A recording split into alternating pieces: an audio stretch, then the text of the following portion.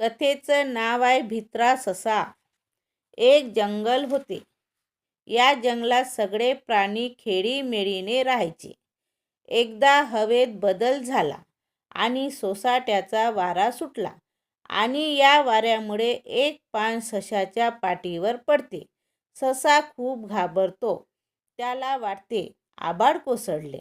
त्यामुळे ससा जोरदार पळत सुटतो. वाटेत त्याला हरीण भेटते. हरीण विचारते, तू का पडतोस? ससा म्हणतो, आभाळ कोसळले आहे.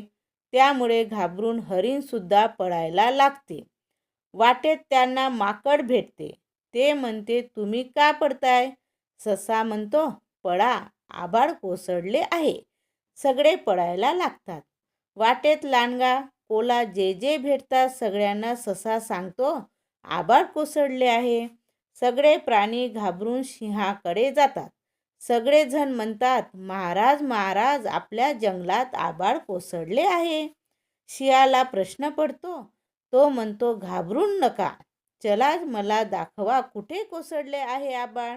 ससा सगळ्या प्राण्यांना आणि सिंहाला त्यांच्या बिळापाशी घेऊन जातो आणि दाखवतो, हे बघा इकडे. सिंह सगळे बघतो आणि म्हणतो, हे तर पान आहे, इकडे वाऱ्यामुळे पडलेले.